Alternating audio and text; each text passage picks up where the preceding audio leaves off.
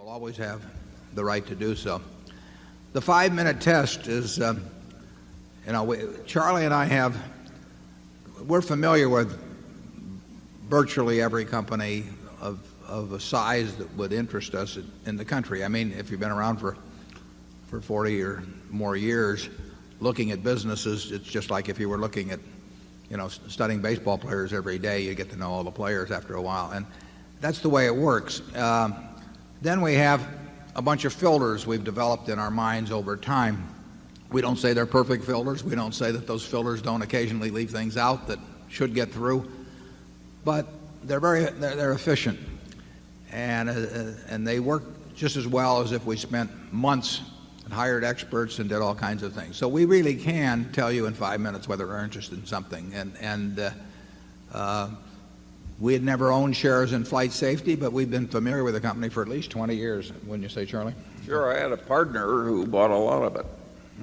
20 years ago. Yeah. 20 years ago. Yeah.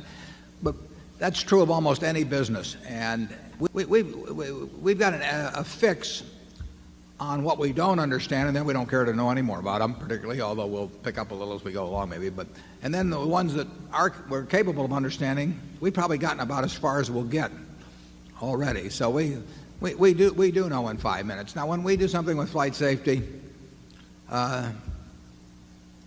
before the purchase and even for somewhat a little after the purchase, I'd never set foot on a piece. They have 40 or so training centers around the world. I never set foot on one of them. I never been to their headquarters. We never looked at a lease. We never look at title of the properties. I mean, we don't do all of those things. And I will say this, to date, that's never cost us a penny. What costs us money is when we misassess the fundamental economic characteristics of the business. But that is something we would not learn by what people generally consider due diligence.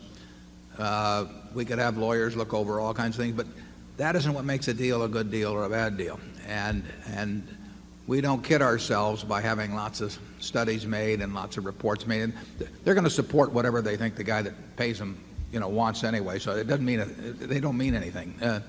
They're nonsense. But we do care about being right about the economic characteristics of the business, and that's one thing we think we've got certain filters that tell us in certain cases that we know enough to assess, and then we make some mistakes. Charlie? I've got nothing to add to that except that people underrate the importance of a few simple, big ideas.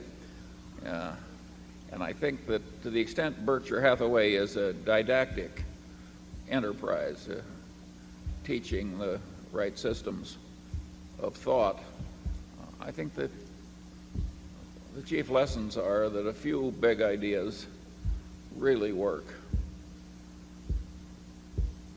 I think these filters of ours have worked pretty well. And because they're so simple. Yeah, I think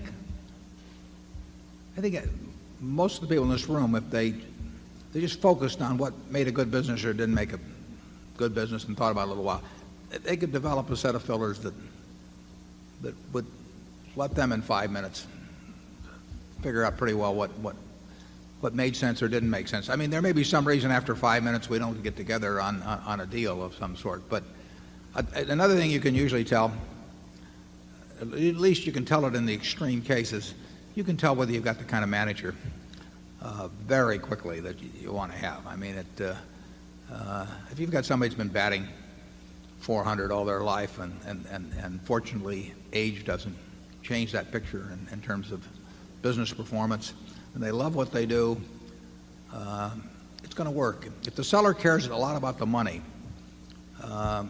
you're probably not going to make a very good deal. I mean, if their real interest is is what they're going to do with the money, they may fall out of love or have less interest in their business subsequently. We love working with people who are just plain nuts about their businesses, and it works very well. And you can usually spot that. Now, having said that, we'll have a few people figuring out how to fake that attitude, when they try and sell us some piece of junk here. But Charlie says we can we can get conned by some guy with a green eye shade, and a low rent office and all that, but we won't get taken in by the guy with the suede shoes.